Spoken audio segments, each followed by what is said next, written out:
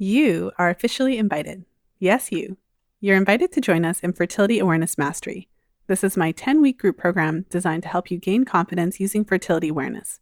Whether you're actively avoiding pregnancy or looking to optimize your chances of conception, either now or in the near future, we have a spot for you. We start in January. Are you ready to jump in? Head over to fertilityfriday.com/group program to register today. That's fertilityfriday.com/group program. This is the Fertility Friday podcast, episode number 290.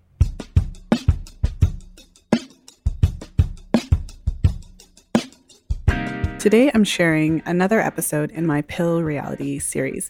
And so I've called the series Pill Reality, although I have and continue to discuss different types of hormonal birth control methods. I've also had episodes on the copper IUD, so it's really expanded into all different types of birth control methods. And in today's episode, my guest, Kat, is sharing her experience with the Mirena IUD, and she also used hormonal birth control pills at different times. And I think that's pretty typical of many women. So it's not uncommon for women to switch either the brand of pill they're taking multiple times or to swap out from the pill to the IUD or to the patch or to the ring or to the implant, or the copper IUD. So it's not uncommon for women to experience certain challenges with whatever type of hormonal birth control method that they're taking and then swap out to other types of methods just to see if one works better than the other. A few interesting things come out in today's episode.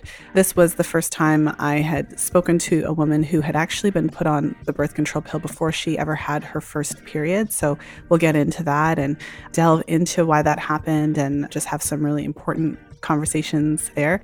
And just as a reminder, if you're listening to this episode in real time, registration is now open for my Fertility Awareness Mastery live 10-week group coaching program. And the date that this episode airs, so if you're literally listening to this episode, the date that it comes out is the last day for you to take advantage of early bird pricing. And so make sure to head over to fertilityfriday.com/group program to register for details. And our program does start in January of 2020. So don't worry if you're listening to this later, but before our official start date, there's still time for you to register even if you missed the early bird pricing deadline. So again, fertilityfriday.com/group program. Now let's go ahead and jump into today's episode with Kat.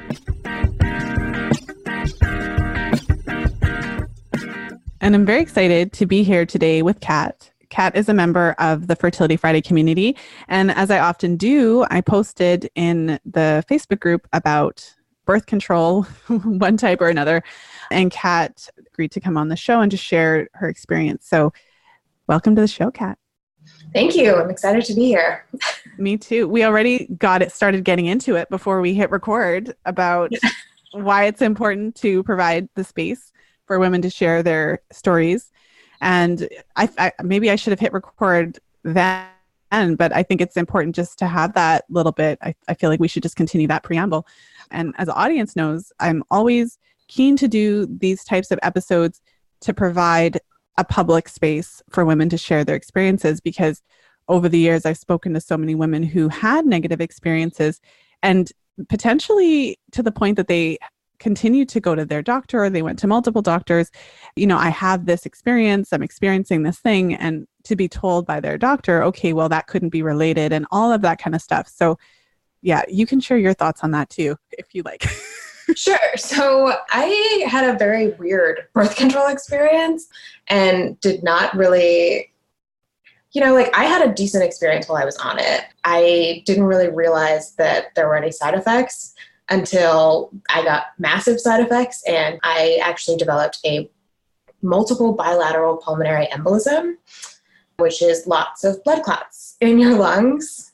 It was scary and painful. And at that point, I went to several doctors and they were like, you have bronchitis, you have pneumonia, you're too young to have a PE. Stop practicing Google medicine. Oh, wow. Oh my goodness. So I ended up in the emergency room, which was horrifying. But prior to that, I'd had perfectly normal. I hadn't had periods in ages because I skipped them when I was on the pill. I didn't get them at all when I was using the IUD. So I was very happy with my birth control experience before it almost killed me. Okay, well, we're going to have to back up. Before we get into your horrifying experience, I do want to back up because I want us to kind of find out what happened before you were taking it and how that all went. So maybe share with us how old you were when you got your first period, what your cycles were like, and at what point you started taking birth control. Yeah, so I actually never cycled naturally before I started taking birth control. Come again? I'm going to need you to repeat that. I never cycled naturally before taking. So you didn't have a period you didn't have your first. How did this come about? So I was on the older side. I was 15 and I hadn't had periods, and my mom was pretty freaked out about it. So she took me to the doctor, and the doctor was like, "Oh, we'll just start her periods with birth control." No, that didn't. Wow. Yeah. I think this is the first time I've heard that. I'm sure that it's not that uncommon, but it's the first time that I've actually heard somebody say that was their experience. So you were 15, you hadn't had your period yet. And menarche can happen, obviously, for some women, girls, it happens as young as 10, but the average is about 13. Some women don't have their first period until they're 16. And the thing is that if it does delay, it's often something else that we should be looking at, not necessarily the solution isn't to give you a fake period, but apparently that was the solution. So how did you feel about that? And, at the time, did you have any thoughts around it? Did you feel like, okay, or were you kind of questioning it? I had no idea, everyone around me had gotten their periods ages before that. Everyone was going through puberty and I was just not. So I was excited that maybe something could help me. I really wanted boobs, if we're going to be fully transparent. So by that time you hadn't, puberty, by that time you hadn't really had a lot of development just in general. No. Yeah. See, that's something where, so I'm just going to, anyone who's been listening to the podcast and who kind of knows me knows that's something where you would hope that we're not at the state of medicine where we can really just be we can just bypass puberty with the pill. I feel like there should be some degree of understanding that if puberty is delayed, then at least that warrants further investigation. So I hope if anyone's listening, because I know some younger women listen to the podcast. I know there may be some teenagers listening. And if you are in that type of a situation, it's really important to know that puberty is supposed to happen. And it happens for a variety of reasons when it does occur. One of the reasons is, your body has to surpass a certain degree of body fat. You have to, you know what I mean? So if those types of things aren't happening and your doctor is not concerned, then it's time to either get another doctor or seek support from a functional practitioner who's willing to look under it. So PSA over, but I had to say it, sorry. And I had super obvious issues. I was really athletic. I was a really picky eater. There were a lot of obvious reasons why I was having these hormone problems that could have been addressed before we started taking the pill. But I guess my mom was not educated about it. I was 15, you go to the doctor and they're supposed to be an expert. So you just listen to what they say. And obviously there is totally a place for that. And I'm not trying to say that doctors are evil and they don't know what they're talking about, but I do think that it is important to be an advocate for yourself and to remember that your body too. You're the one living in it. And so you have enough information to bring to the table that your doctor should be listening to you and working with you, not just giving you assignments and homework. Okay, so we need to go back to the exercise thing. So I just want to know, you said I was really active and stuff. And of course, a lot of, I was really active too, but can you tell us what that looked like for you? Yeah, I was a gymnast and a dancer. I did cheerleading. Goodness, I played softball. So I was active year round. I would do two or three workouts a day, a dance class, a gymnastics class, and then, a softball game or a practice or a meet or something like that. So I was really active.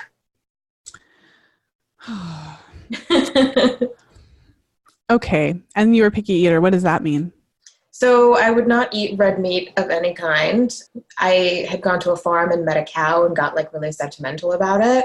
I would only eat white rice in terms of grains. So I was basically eating chicken, white rice, and peas and broccoli and corn. I just didn't like a lot of food. I didn't like variety. I didn't like spiciness. I was very particular about what I would eat. Were you body conscious? Like, were you concerned about gaining weight? Very.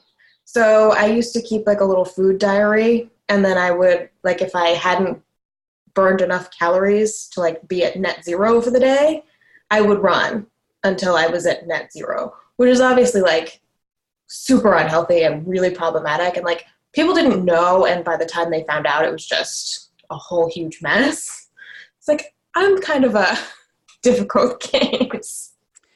Yeah. So see, the thing about it is that you and I, we just met and we're having a conversation, obviously on air, right? Well, we're pre-recording it, but within the span of 5 minutes, I've asked maybe 4 questions and basically unpacked why you didn't get your period. Okay. So again, for anybody listening, for anybody listening, this is why the menstrual cycle is the 5th vital sign of your health and your fertility. This example right here, because it's not a mystery why your period didn't come. And gymnastics and ballet, I was a ballet dancer as well. And I saw a lot of my friends in ballet. It's a very interesting sport. It's very difficult. It's very hard. It's very physical. So if anybody thinks it's not, and we just prance around in our point shoes, like that's not what happens. It's very, very physical. And it's a very kind of strict type of movement in a way. So it causes, like if you have a personality that's very type A and very particular, like you're already going to do very well, like a fish in water. And so you add, and the fact that you're in a leotard all the time, like you add all of those factors. And just in the research on hypothalamic amenorrhea, women who participate in sports like gymnastics and ballet are often more susceptible to what they call the female athlete triad, which is basically what was going on: over-exercise, under-nutrition, stress, resulting in the loss of your period. Yeah. I mean, it was basically textbook, right? And I'm like a naturally heavier person. Like my body wants to sit at a higher body fat. And so I have to work really, really hard to be that like ideal gymnast, ballet body type. And back then they were not particularly sensitive about eating disorders. So I was, and they would make comments on your body. They probably still do. But so as I was never a gymnast, but as a ballerina and as a Black woman with a bum and breasts, because I always had the bum, like I just came with the bum. So people would make comments on my body. So even as a young woman, I recognized that, and I was like a rail, like I was really thin. I never lost my period. I loved to eat. So I was kind of the opposite. Like I couldn't eat enough food because I was so like, I would eat all the food, but I was still skinny as a rail, but still I didn't have the body type of my other friends who were in ballet who didn't have a bum and didn't have any breasts and were very, very thin. And it was obvious that those body types were celebrated. Yeah. So, I mean, I loved ballet. It was wonderful. I loved moving my body, and that's why I did it. And ultimately I stopped doing it because I realized I just didn't feel that my body type or my skin color would award me, like I didn't feel like I could go anywhere. This is 20 years ago, right? Like a long time ago. Actually more like 30 years ago. Oh my God. But whatever. I'm glad that we're having this conversation because it's not about not loving sport and moving our bodies, and I don't know what the current, like I just don't know what it is now. I don't know if people are still commenting on women's bodies, girls. But definitely less. I was teaching dance when I was in high school. And we would go through classes to talk about what were appropriate ways to discuss body type, because there is an ideal body type for being a ballerina still. And a gymnast. It is difficult to do if you have curves. Period. But is it? Maybe. That's what I came up with. Because I've seen women I grew up with that too, right? And it would make sense. Oh, if you're a bigger body type, it's going to be harder to do pirouettes. Is it? I mean, I don't know. I don't think it is. I don't think it's easier or harder to do the splits or whatever, because I've seen plenty of women with different body shapes, bigger bodies than mine. True. Yeah. Do things I cannot actually do because I never was able to do the splits. So I know we're digressing, but I'm just saying. Yeah. Just being me and questioning it all. I think that's a good idea. I think we should be talking about it. Like what does ideal body type mean and why is that ideal? And ideal to whom? Like ideal to whom? what does ideal mean? At this point, I've come to a place where I'm like, ideal is where my body is cycling normally and I feel healthy. I don't care about the rest of it. If I, again, maybe I'll just start saying this because I know I said this on a previous podcast, but if I was Oprah and I had a team to I'm going to have to ask, maybe I'll ask my assistant to tweet it. This is a tweetable moment. My ideal body is when I'm cycling normally and I feel healthy and all of that. Okay. So let's get back to your birth control story because that tangent needed to happen. Oh my gosh. So you weren't getting your period. You were 15 years old. All of this other stuff was going on. Your practitioner at the time didn't ask you if you were eating and what your exercise habits were like. So any practitioners who are listening, have some great powwows with your colleagues, please.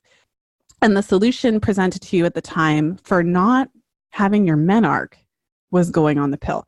So share with us then, how long were you on the pill? What was your experience like? Did you ever get your menarche? Have you ovulated since? We're dying to know. Yeah. So I started taking the pill and I still did not get my period for probably a year. And then I was on that pill. Sorry. Okay. So you were taking the pill and were you taking it as directed? You were taking your 21 days and then you would take your 7-day sugar pill and you still were not bleeding in between? No. Okay. Flag. Okay. Continue. I mean, it happens to me a lot actually. So throughout the time I was taking birth control, I would lose my period on and off. I'd have a period once every 3 or 4 months. My body just was not about that for whatever reason. I probably continued to over-exercise and undereat until I was in my 20s, probably until I went to college. And I finally got over some of the food pickiness and just started eating. And then I love eating. And I put on a ton of weight. So I went to the doctor and I was like, I put on all this weight. And he was like, oh, let's switch you to the IUD. That will be much easier for you. You'll have no pills to take, yada, yada, yada. You won't have periods. I'm like, I already basically don't have periods, but cool. And so I had an IUD put in when I was 21. So I had been on the pill for 8 years, 7 years, 11 years, 6 years, really bad at math. So you went on the pill before menarche, and then you were on the pill. So you didn't, up to this point, you hadn't had one period, and then you had the IUD inserted at 21. And just because I've asked this question of everyone who's talked to me about the IUD, what was the insertion like? Was that okay? Actually really easy for me. I have a super high pain tolerance, so it was pinching maybe, not a big deal. Okay. And I didn't bleed, it was really simple. The worst part of getting my IUD inserted was that they make you take a pregnancy test first, even though it was fully impossible for me to be pregnant. And, you have to do a urine test. And for whatever reason, I have a really shy bladder. So I get to the doctor and just can't do it. So it took half an hour and they tried to reschedule me and it was a mess.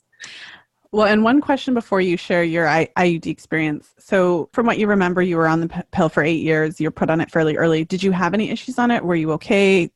Or looking back, or were you generally a happy consumer? Looking back on it, I feel like it probably had a lot to do with some of the mental health issues I experienced. I felt really high highs, really low lows. I felt a little crazy all the time. And I just sort of assumed that was what my personality was like. And now that I've been off the pill for almost a year, I can tell that that's not what my personality is like.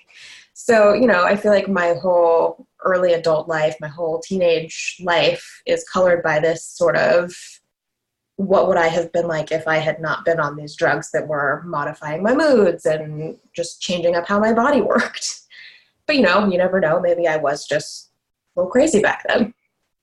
We'll never know. I've wondered the same thing from the years I was on the pill as a teenager, but it's you can speculate, but it's not scientific. You'll never have the answer. You can just trust your intuition on that one. Exactly. So I was good with it. I didn't have cramps. I didn't have periods. Everything was going really, really well. And I just assumed that the mental issues, the mood issues I was having were just me because I didn't know any better. So yeah, it was about the same with the IUD, except I started getting horrendous hormonal acne. like huge, cystic, painful, under my skin, everywhere. And I had never had acne. Like I had perfectly clear skin up to that point. And I have no idea why it didn't occur to me that it was the IUD, because it was the only thing that had really changed. But I just chalked it up to stress. You know, everybody tells you you get acne when you're stressed and your weight fluctuates a whole bunch when you're stressed. And so I was like, okay, this is just stress. Like I'll get through law school and this will all stop. Law school isn't stressful at all. And you know, like graduating from law school and becoming a lawyer, not stressful at all, ever. No. I'm not sure what I was thinking exactly. So yeah, I had the IUD for 5 years and then got a second one placed immediately. And I got the second one placed and had a worse insertion experience. So like it hurt a lot, it bled, it was uncomfortable for a while afterwards. I was having really bad cramping. It was just a completely different experience. Same IUD, like they were both the Briana hormonal IUD, but completely different experience. Can I ask you a question? Mm-hmm. It just occurred to me. Well, that's kind of silly because obviously the whole point of you being here is for me to ask questions. But still. So you were put on the pill at 50, you were put on the pill at 15 because you didn't have a cycle. So kind of for medical reasons.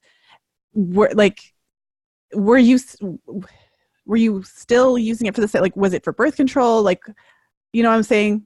Or yeah, so I was using it entirely for birth control after college, basically. Yeah. Okay, I was just checking in because I realized we didn't actually talk about that because initially you were put on it for a reason, and okay, just no, it never occurred to me to think about maybe like, should I do something else? Like, do I need to be having periods? Because doctors tell you it doesn't matter. It's fine that you're not cycling.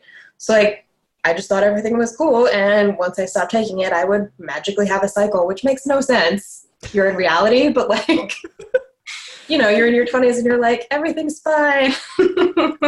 So you had the IUD in and then you had the second one put in. The insertion experience was uncomfortable with the second one. So it was placed incorrectly. And that's why it hurt. My then boyfriend, now husband, could feel it. Wow. Which is obviously bad. And so I went back to the doctor and I was like, I need you to remove this. Like, I don't want a new one. Let's just go back to the pill. Maybe my acne will clear up again. I will, like things will get better. I had no problems when I was on the pill. I just want to go back there. And so I switched back to the same pill I was taking originally. And within, I think it was 4 months, I had developed these blood clots. Oh, okay. So this brought us back to what we started at the very beginning of the call, which like so much has happened since then, Kat. Yeah. Oh my right? goodness. I'm just like a women's health mess, No, you're not. You're not. You're a woman that had an experience with hormonal birth control. I wouldn't call you a mess because your experience, parts of your experience, there's so many hundreds, if not thousands of women who are listening to this episode have experienced similar parts of the story, and potentially some have experienced, so sure. just so because you're not alone in this. This is why I do these episodes. Okay. So within 4 months so it was like pill and then IUD and then IUD for a minute and then back to the pill and then pulmonary embolisms. Yeah. And so it started out, I thought I had a cold or the flu or something. Like I had traveled somewhere, and I usually get sick after flying on planes just because they're big boxes full of germs. And so I didn't think anything of it. I was working, I was still going to the gym, like acting as if things are totally normal, and it just keeps getting worse. So maybe 3 weeks into having this flu. Okay, and sorry, the symptoms were like flu-like. So were you coughing? Like, I just want to paint a picture. Coughing a lot, fevers, runny nose. It looked like the flu, aside from just being really intense. Like, and I was tired really painful in your lungs? Yeah. Like, how painful? So at the beginning, it was tolerable painful, like pressure more than pain. Like my lungs were full of something already, if that makes sense. So kind of either that they felt full or that someone was like actively pushing on them. Yeah. So it was like hard to breathe, but not it obviously interfered with my day-to-day life, but not to the extent that I didn't even go to the doctor for 3 weeks. Well, you, as aforementioned, you said that you have a high pain tolerance. It's true. And I had autoimmune issues when I was working as a lawyer because I was so stressed out. And so I'm used to being sick for chunks of time, and it just goes away and gets better. And there's not a lot doctors do about that stuff. So I didn't bother because I figured they were just going to tell me I was having a cold and to go home. And so I finally went in after 3 weeks. They prescribed antibiotics, which obviously did nothing. Even if you had the flu is viral. Right. Saying. So, yeah, I took a round of antibiotics. I felt exactly the same and continued to get worse. So, like, at this point, the pain has moved toward my, like, rib cage. So every time I take a breath, it feels like someone's stabbing me. Oh, my gosh. And the deeper I breathe, the worse it feels. And, like, I can't lay down at all. Like, I can't breathe at all when laying down because it hurts too much. And, like, at this point, I can't walk up a hill without, like, being short of breath. And as previously stated, like, I'm an athlete. I've been active my whole life. Walking uphill has never been a challenge. Yeah. And so I just remember this one evening, my husband and I were walking to dinner somewhere, and it was just like a regular sidewalk hill, not a huge deal. And by the time I got to the top of it, I was like, I may actually die here. Like, I'm in a cold sweat. I can barely get air, and everything hurts. Like, my whole body hurts. Like, my entire being is just pain. It was horrendous. So I went to urgent care a couple of days after that. And I asked the doctor, I was like, I know that these are unusual in people who are this young, but, like, I've been doing some research and I think it's possible that I have a PE. It's a simple blood test. Could we just run the blood test to be sure that that's not what it is? And he literally looks at me. He's like, stop practicing Google medicine. He did an x-ray, decided that I had bronchitis, prescribed prednisone and antibiotics. More antibiotics. Yeah. Which, again, did not help. So the symptoms got worse. Like, I was to the point where I was not sleeping. I was not eating. Like, everything. It just literally everything I did hurt so much that I just was barely functional. And a week after that, my husband and I were getting laundry together to go to the laundromat because our laundry machine was broken. And I sit down to put on my socks, and suddenly there's no air. Like, I literally just can't get any air. So, like, I'm turning blue.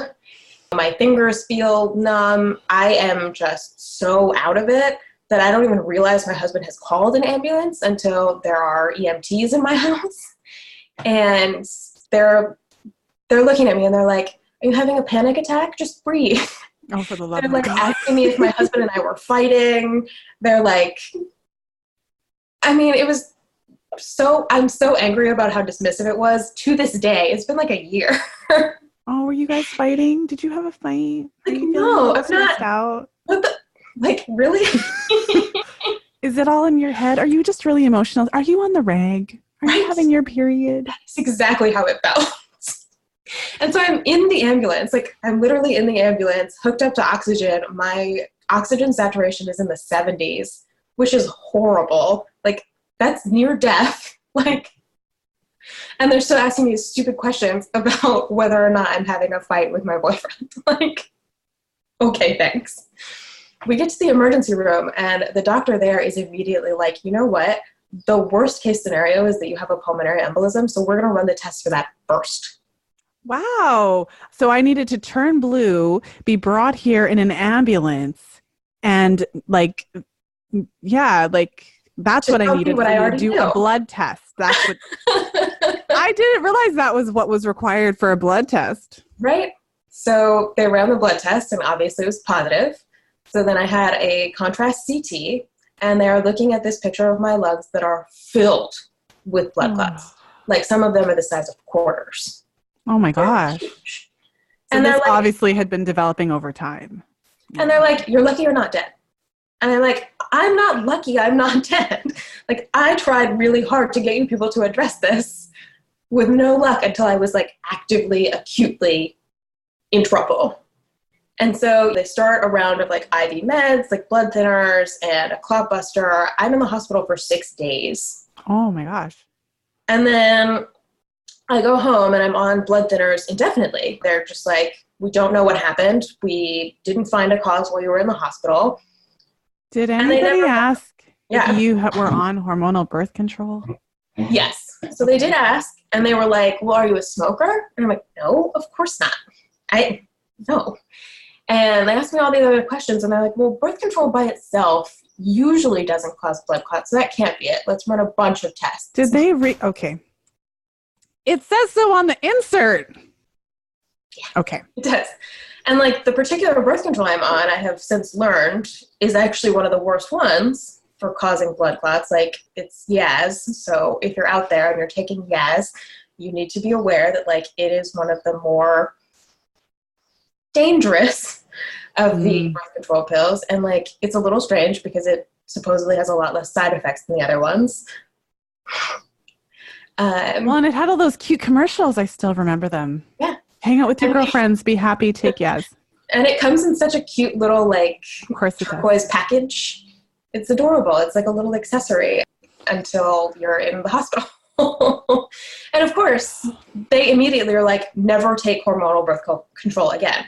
Like, it didn't cause your blood clots, but like, don't ever take it again because it's dangerous. Well, so my understanding of this is that their perspective on it is that some women are just more sensitive to the synthetic estrogens than others. And so if you but they don't necessarily figure that out before they put you on it.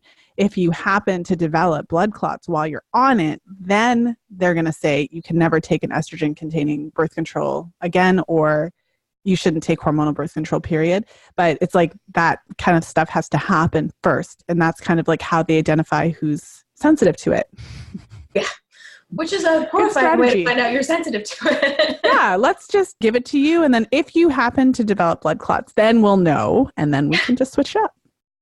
And then you Google it after this has happened to you and you see the number of people who have actually died. And you're like, it took my breath away. And that like really means something to me now because I know exactly what it feels like to not be able to breathe. Oh my gosh. Which is just... Well, and if the blood clots had been forming in your brain, that would have been a whole different conversation.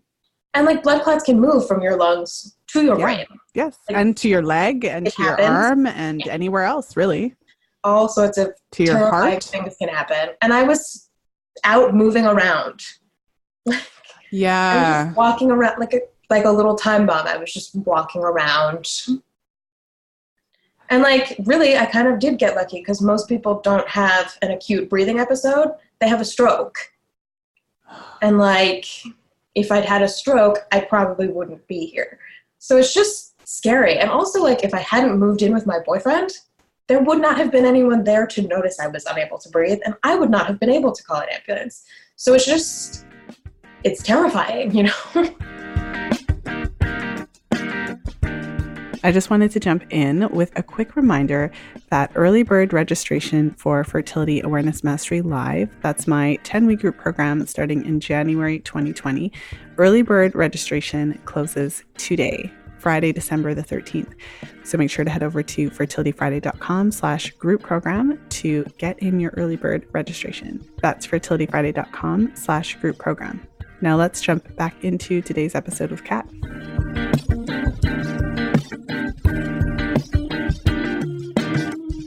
Yeah. You know, it's tough because if, you know, when I air an episode like this and you had basically one of the worst case scenarios, there's always going to be the pushback of, well, the risks are so low. And obviously most women don't get pulmonary embolisms when they take the pill. Most women don't get a stroke when they get the pill, when they're on hormonal birth control. But the challenge, and part of why it's important to me to continue to release these episodes, is because, I mean, it doesn't happen to every woman, but the women who it happens to, these are real people. And we don't really know who it's going to happen to and who it's not going to happen to. How old were you when this was all going down? I was 27. Yeah. Yeah.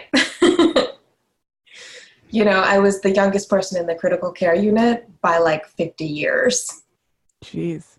So then a practical question for you. So all this happens, obviously, so traumatic, the fallout, all of that. I don't know how long it took you to recover. Maybe you can share a little bit about that. But at some point, you would need to figure out how you're going to deal with the birth control issue. So how did you and your partner sort that out? So it was definitely difficult. I literally had never even considered coming off the pill until I was ready to have a baby, and I was not ready to have a baby. So it hadn't crossed my mind what I would do if I needed birth control and couldn't use hormonal birth control at all. So I literally started Googling. I was like, what do I do? How do I manage this? Because you have this idea that you can get pregnant every single day of your cycle. And so you're like, I'll never have sex again. My life is over. Sorry, honey. And my then boyfriend is a little freaked out because this whole thing has happened. Yeah. And so for a while we were literally just abstinent because it was very overwhelming. I was still pretty sick. It probably took 5 months for me to get to like normal-ish. And like, I probably am still recovering now, 11 months later. So you are 28? Yeah. This happened last year? Yeah. Holy good God. I didn't realize it was that close. Yeah. You're still probably a bit shell-shocked then, because it's not even a year. Like, you haven't even hit the anniversary to have all those memories flood through your phones and whatnot. I'm a little terrified, honestly. Like, I'm doing a workout challenge right now. So I went to a spin class for the first time since all of this happened.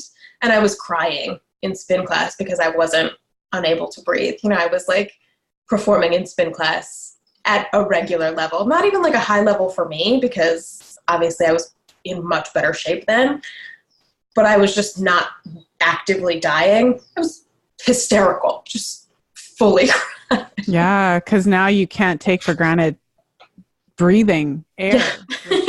It's a little prior to our conversation, I was fully taking breathing for granted this whole time. I woke up this morning, it never occurred to me once, and now I'm just like, holy cow. And like, I feel that. I do feel extremely grateful a lot more often than I used to, just because I know that none of this is a given. Like, I, by a lot of accounts, shouldn't even be here talking to you because of the way things were going. Like, I got kind of lucky, and not everybody does. What was I talking about?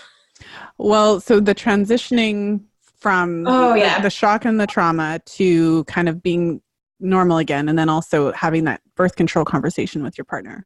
Yeah, so I started using the Natural Cycles app, which basically uses basal body temperature to tell you that you're not ovulating anymore. Basically to tell you that you have already ovulated and that it's safe to have sex.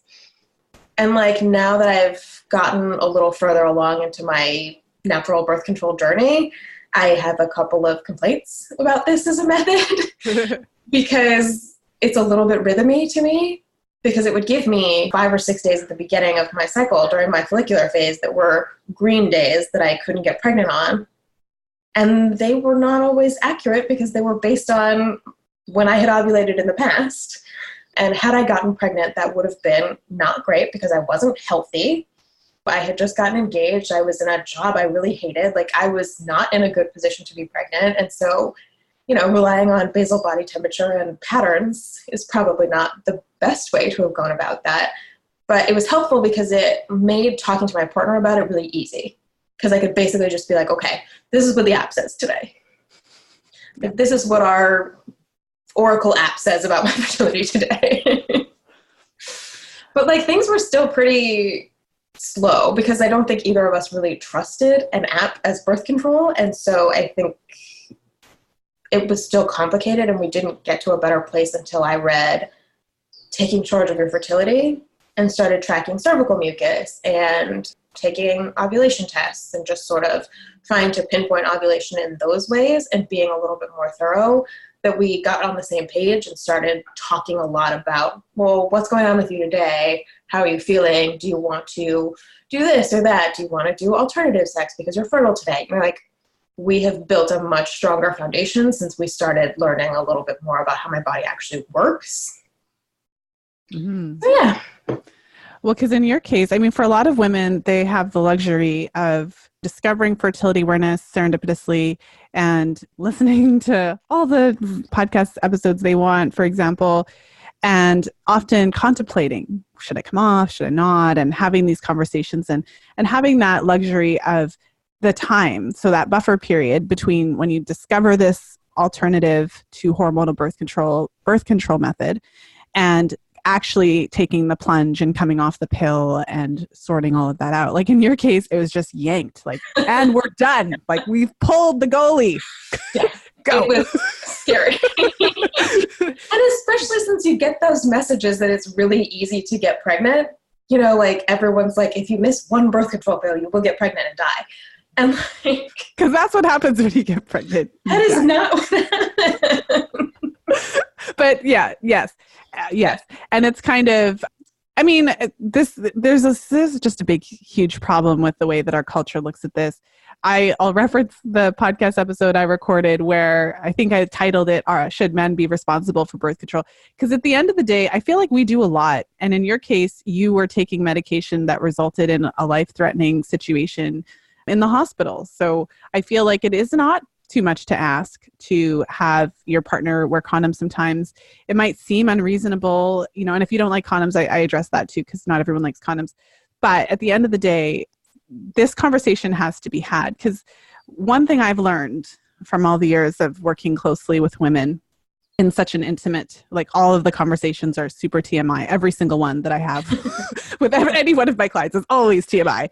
But in this type of field, what I've learned the most is, I mean, your partner loves you and wants you to be healthy and doesn't want you to have to sacrifice your emotional, mental, physical health in order for you to have sex. He just wants to have sex with you.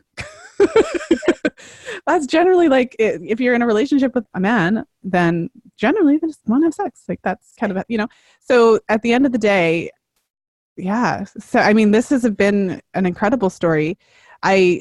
Before these episodes, I don't really prepare because I like to have my reactions be genuine. So I don't really, honestly, so I don't actually go back. I didn't go back and look at your story. I just knew we were having a conversation today about your experience on the pill and or other birth control. And I didn't actually remember exactly what your experience was. So all of my reactions were like honest, real time. And that's quite the ride. And there's so many important lessons from this episode. So I know that this will really resonate with a lot of women. Given your experience, and also how I'm very aware of how recent this was. I interviewed a woman, and I'll link it to the show notes, but I interviewed a woman who shared her experience having a stroke.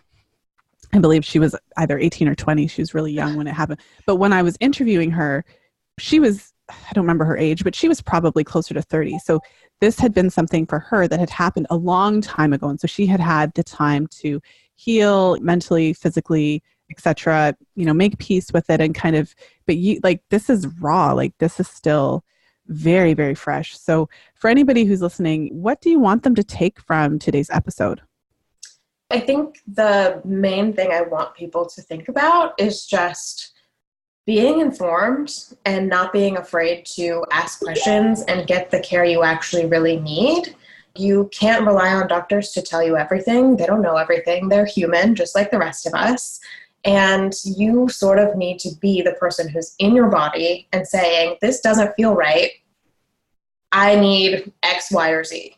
And you need to be willing to find a different doctor if you need to. You need to be willing to be your own advocate in a way. And I think, especially if you're still thinking about coming off of birth control, and obviously like I had a particularly negative experience and just think that it's terrible and no one should do it. But I obviously also understand where you come from, because being able to have sex without being worried about getting pregnant is huge. I mean, given the way that my relationship with my partner changed when we couldn't just not think about it and just do it whenever we wanted to, when it had to become a conscious decision, I understand why people use these drugs. I understand why that happens. But I also think that you need to be very aware that just because it doesn't happen to everyone doesn't mean it won't happen to you. I thought I was one of those people who was not having any side effects from birth control. I was really, really wrong. And it can happen anytime. I was on birth control for years and years and years and years before anything went wrong. So, like, don't just think that you're automatically safe because nothing has happened yet. Be a little bit vigilant and remember that, like, real side effects happen, and don't let doctors tell you that you don't have something when you really strongly feel like something is wrong. Advocate for yourself. Like, it can be the difference between taking a blood thinner at home and spending 6 days in the hospital. Yeah. Be there for yourself. Yeah. I really appreciate you saying that. There have been nothing like what your experience was, but there have been times when there was something wrong with me and I had that own intuitive sense and potentially a little bit of Dr. Google, having that idea of what this is and going to the doctor. I think one of the things, if anything, that charting can do, that I've seen it do, like the unexpected side effects of charting, is that you start to be more confident in your own intuition. Instead of questioning your own intuition, you start to tune into that and you don't ignore it. If your intuition is telling you something's wrong, you get to that space where you stop ignoring that. And if the person who you're with, the medical professional, isn't willing to look into it, you find another one. You know what I mean? Because that is, and I'm bringing up this interview I'll, like I said, I'll link it because I can't off the top of my head right now remember what number, but in the same interview where I interviewed the woman who had the stroke when she was, like I said, somewhere between 18 and 20, she like fully went to the hospital. And they sent her home.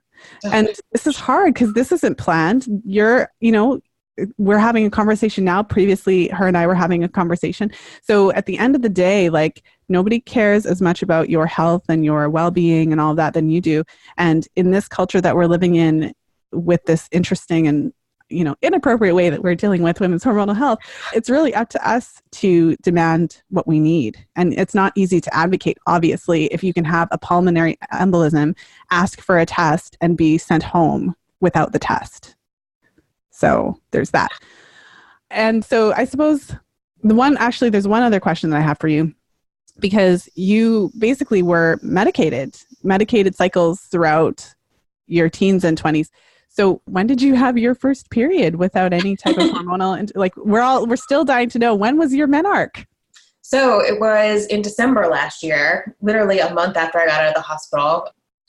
I went to the doctor and I was like trying to talk about what I was going to do for birth control. So I was at the gynecologist and he was like, well, when's your last period? I was like, I don't know, like never. And he was like, what? Fully freaked out and was like, you know what, we need to do an exam. I need to check your hormone levels. Like, something was probably really wrong. And so he ran a bunch of labs and he did an antral follicle count, an ultrasound, and that sort of stuff. And he was like, oh, you actually just ovulated, so you should expect your period in about 14 days. And 9 days later, I got my period. So yeah. Wow. And I've been cycling mostly normally since then. Like, I've had a couple of anovulatory cycles since then, but for the most part, I seem to ovulate pretty regularly and my luteal phases are getting longer. So looks like things are going well. Well, I'm really glad to hear that. And we're all glad that you had your first menstrual period in your late 20s. Ancient menarche. Yes. But it's menarche nonetheless. Put on something red and do a dance if that's your thing. Otherwise, find another thing. Silly. All right. Well, thank you so much for being here, Kat. I really appreciate you sharing your story so honestly and openly. And I know this episode is really going to touch a lot of women. So I really do appreciate you being here with us. Yeah, thank you for having me. I am so happy to be able to make any kind of difference in women's lives. So keep doing what you do. I love this podcast. Thank you so much. Have a good one. Thank you for listening. If you enjoyed today's show, please share it with a friend. You'll find the show notes page for today's episode over at fertilityfriday.com/290. I hope you enjoyed today's episode with Kat. What a powerful conversation. I mentioned towards the end of the episode that I like to keep my responses, fresh. And so I actually hadn't remembered the specific details of her story before we started recording. And so I was experiencing it with you. And, I think it's important to recognize that, of course, serious complications like this, they are quite rare in the sense that most women don't experience them. Most women don't experience blood clots or have a stroke or, have to be taken into the emergency room for a pulmonary embolism. But I think because we do know that the serious life-threatening side effects are quite rare, we tend to dismiss them. And I remember having a conversation with, I think with a close friend of mine. I might be muddling things together. And even though a very close friend of hers had experienced serious complications from the pill, it just literally never occurred to her. So even when it's someone that we know, or even when it's closer to us than hearing a person on a podcast who you've never met before, we still tend to really think, okay, this could never happen to me. And so I think what we can take from this episode, again, it's really important just to be aware. There's plenty of medications on the market that do have potential serious side effects. And I think that what we can take from this and what we can always remember is that it's really important for us to do our best to look into the side effects of the medications that we're taking. So for example, if you have a health issue and your doctor is suggesting to put you on new medication, it's certainly worthwhile asking for more information, asking if there's an insert that you can read, or doing a search online, looking for the specific brand, looking for if the company has released any information. I mean, it's definitely outside of what we usually do, because we usually just go into our doctor's offices and just, take whatever we're told. And if the doctor says it's totally fine, we usually take that for face value. I just think that it's an important reminder that some of these medications that we take, they do have serious potential side effects, and we often don't either know what they are or don't really know what the signs are. So for me, when I hear these things, and all of these episodes that I've done thus far in this series, so if you want to listen to the other episodes in the Pill Reality series, there's quite a few of them now. So fertilityfriday.com/pillreality, one word. And so what I've taken from these episodes, ranging from side effects that are more typical, depression, anxiety, potentially recurrent yeast infections, things like that, to more serious side effects, including, blood clots and stroke. So what I've taken from that is that, and also I should add to the serious side effects, ectopic pregnancy. But what we should take from these are really understanding that, if there were to be serious side effects, there are certain signs and symptoms that we would have. I think that is really helpful. So for example, in one of the IUD episodes where my guest shared about her ectopic pregnancy, in that situation, it's really helpful to know, okay, this is a possibility, albeit small. And if you have, serious abdominal pain or things like that, then we really should recognize that this is something that could be more serious. Or in this case with the blood clots, knowing that it's possible and kind of having a sense of like what some of those symptoms would be. So I think we often have a tendency to minimize and, okay, it's just a cold. But I think that we always have to really try to trust our intuition. And this is why informed consent is so important, because at least then we have the opportunity to understand what the risk factors are and be on alert, not all the time or anything, but just know that if you have certain symptoms, it could be related. I think that's all that we can really ask for with any type of medication that we're taking.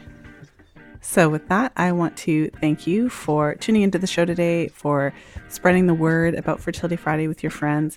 If you know somebody who could really benefit from listening to today's episode, you'll find the show notes page again at fertilityfriday.com/290. And remember, this is the last call for early bird pricing for Fertility Awareness Mastery Live. We're starting our next session in January 2020, which is going to be here a lot sooner than you think. So make sure to head over to fertilityfriday.com/group program to complete your registration today. So I hope you have a wonderful week, whenever you're listening to this episode. If you're listening to it in the holiday season, I hope you have a wonderful holiday season. And of course, as always, until next time, be well and happy charting.